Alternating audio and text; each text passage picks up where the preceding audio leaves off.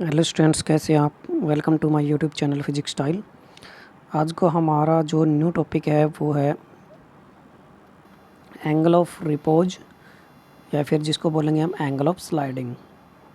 सबसे पहले हम ये समझेंगे कि एंगल ऑफ रिपोज क्या होता है।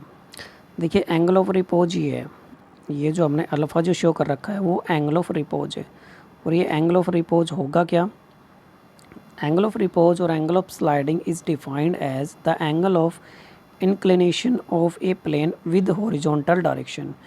यानी जो इंक्लिनेशन जो प्लेन है यहाँ पर ये वाला, और जो हॉरिजॉन्टल डायरेक्शन के साथ जो एंगल बना रहा है अल्फ़ा, ये क्या कहलाएगा? एंगल ऑफ रिपोज कहलाएगा।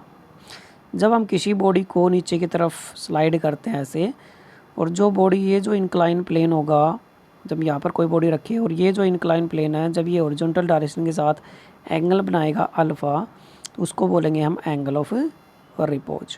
ओके, दूसरी बात ये देखिए कि यहाँ पर एंगल ऑफ रिपोज ये है अल्फ़ा है, जिसको हमने शो कर रखा है ए ओ बी से। ये ए ओ बी जो है अल्फ़ा, ये हमारे पास है एंगल ऑफ रिपोज। ओके, इसको बोलेंगे हम एंगल ऑफ रिपोज। अब हमारे पास ये होगा कि यहाँ पर वेरियस फोर्स एक्ट करेंगे, तो weight mg vertical downward direction में, जो वेट होगा mg वो वर्टिकल डाउनवर्ड डायरेक्शन में होगा। जैसे हमारे पास में यहाँ पर कोई बॉडी यहाँ स्लाइड कर रखी थी हमने, तो उसका जो वेट होगा यहाँ पर वो mg यहाँ पर होगा। अब ये है दो कंपोनेंट्स में डिवाइड होगा। देखिए, ये जो है यहाँ पर दो फोर्स एक्ट कर रहे हैं, तो ये जो कंपोनेंट है यहाँ पर दो पार्ट्स में डिवाइड हो रहा है। देखिए, ये बॉडी का एक्चुअल वेट mg यहाँ है, ये वाला एक्चुअल वेट mg, तो ये एंगल अल्फ़ा बन रहा था, तो ये दो एंगल्स में डिवाइड हो गए। यहाँ पर दो पार्ट हो गए। यहाँ पर mg कोस थीटा, एंगल जिसके साथ एंगल अल्फ़ा बन रहा है वो mg कोस थीटा या अल्फ़ा, और ये हो जाएगा mg साइन अल्फ़ा। ओके, अब जब नीचे की तरफ बॉडी आएगी ये, तो ऊपर के डायरेक्शन में क्या लगेगा? यहाँ पर एक फ्रिक्शन फोर्स लगेगा। ठीक है, और यहाँ पर कोई भी एक नॉर्मल रिएक्शन है जो बैलेंस करने के लिए यहाँ पर होती है ऊपर की डायरेक्शन में। ओके, तो यही हमने यहाँ पर लिखा हुआ है। नॉर्मल रिएक्शन अपवर्ड डायरेक्शन में है, वेट mg डाउनवर्ड डायरेक्शन में है, फ्रिक्शन फोर्स वो अपवर्ड डायरेक्शन में लग रहा है। तो यहाँ पर हमारे पास में क्या है कि ये जो फोर्स था F, ये किसके बराबर होगा? mg साइन अल्फ़ा, क्योंकि ये जो बॉडी है यहाँ जो स्लाइड कर रही है नीचे की डायरेक्शन में, तो यहाँ फोर्स F लग रहा है, और ये हमारे पास कौन सा कंपोनेंट था? ये साइन अल्फ़ा वाला कंपोनेंट है, कोस अल्फ़ा वाला नीचे की डायरेक्शन में। ओके, और ये जो R है ये किसको बैलेंस करेगा? ये कोस वाले को बैलेंस करेगा। ठीक है, अब यहाँ पर हो गया F mg साइन अल्फ़ा को बैलेंस कर दिया, और R जो है वो किसको बैलेंस करेगा?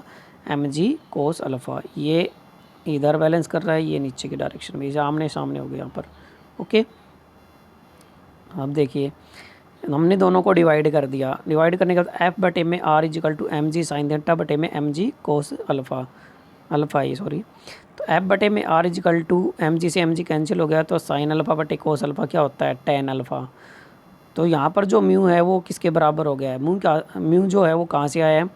F बटे में R किसके बराबर होता है? वो म्यू के बराबर होता है, क्योंकि यहाँ पर F is equal to mu R के बराबर होता है। ठीक है, जो हमने कोफिशिएंट ऑफ फ्रिक्शन पढ़ा था उसमें पढ़ाया था आपको। तो यहाँ पर ये हो गया है म्यू जो होता है वो टेन अल्फ़ा टेन थीटा के भी बराबर होता है, और यहाँ पर जो म्यू है वो टेन अल्फ़ा के भी बराबर होता है। ये जो टॉपिक था ये वाला म्यू टेन थीटा, ये पिछले वाले टॉपिक में था, और ये आज वाले टॉपिक में। तो म्यू किसके बराबर हो गया? इसके भी बराबर है, इसके बराबर, इसलिए तीनों आपस में क्या हो गए? बराबर। इसलिए थीटा किसके बराबर हो सकता है? यहाँ पर अल्फ़ा के बराबर हो सकता है। ये कैंसिल आउट हो जाएंगे, तो हो गया थीटा इजिकल टू अल्फ़ा के बराबर। ओके गाइज, तो यहाँ पर हमारे पास में angle of friction angle of repose के बराबर हो गया, इक्वल हो गया। नेक्स्ट देखिए, नेक्स्ट टॉपिक हमारे पास में है acceleration of a body down a rough incline plane. यहाँ पर कोई बॉडी है नीचे की डायरेक्शन में, यहाँ पर ऐसे एक्सेलरेट हो रही है, तो वहाँ पर उसका फोर्स वहाँ पर कितना होगा और उसका एक्सेलरेशन कितना होगा। अब देखिए यहाँ पर सेम उसी की तरह हमने यहाँ पर एक डायग्राम बनाया है। यहाँ पर अल्फ़ा था, यहाँ पर हमने इसको थीटा लिखा है। ठीक है, अब देखिए यहाँ पर आपका फ्रिक्शन फोर्स F है, ये जो फोर्स है वो नीचे के डायरेक्शन में, मान लो कि हम स्लाइड कर रहे हैं उसको नीचे के डायरेक्शन में लेके आ रहे हैं, तो वो फोर्स हम लगा रहे हैं F। तो यहाँ पर सेम यहाँ पर mg कोस थीटा एंगल बन गया, और यहाँ पर बन गया mg साइन थीटा। और ये आपके पास में आर नॉर्मल रिएक्शन इसको बैलेंस कर, ये इसको बैलेंस करेगी, ये इसको बैलेंस करेगी। ओके, अब देखिए ये जो है हमारे पास में R m g cos theta, ये इसको बैलेंस कर दिया। अब ये जो फोर्स है एफ, ये जो फोर्स है एफ जो एक्सेलरेट हो रही है बॉडी, अब ये देखो एम जी साइन अल्फ़ा, ये दोनों सेम डायरेक्शन में है, तो एम जी साइन जो थीटा है वो केस में इसमें से क्या घटाएंगे हम एफ़, क्योंकि ये उल्टी डायरेक्शन में यानी अपोजिट डायरेक्शन में है और ये इधर वाले डायरेक्शन में एफ़ वाले डायरेक्शन में।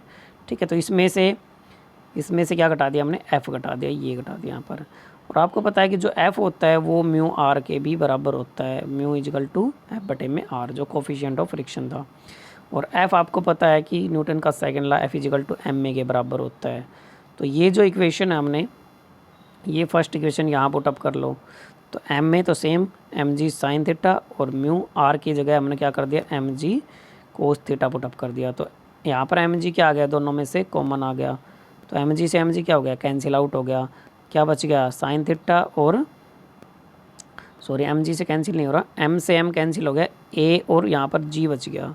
ओके, और साइन थीटा माइनस का म्यू कोस थीटा। अब देखिए ए जो है वो किसके बराबर आएगा, जी साइन थीटा माइनस का म्यू कोस थीटा। अब देखो यहाँ पर जो ए है उसकी वैल्यू कम है, क्योंकि इसमें से ए की जो यहाँ जो वैल्यू आ रही है उसमें से क्या हो रही है, कुछ वैल्यू यहाँ पर कम हो रही है, घट रही है। देखिए जी साइन थीटा माइनस का म्यू कोस थीटा, ये जो वैल्यू है कुछ घट रही है इसमें से, इसलिए यहाँ पर क्या हो जाएगा, जी ज़्यादा हो जाएगा और ये कम हो जाएगा। ओके, तो acceleration of a body down a rough incline plane always less than the acceleration due to gravity, यानी एक्सेलेरेशन ड्यू टू ग्रेविटी से हमेशा एक्सेलेरेशन किसी बॉडी का जो डाउनवर्ड डायरेक्शन में इंक्लाइन हो रहा है, नीचे की तरफ आ रहा है, वो हमेशा कम होता है।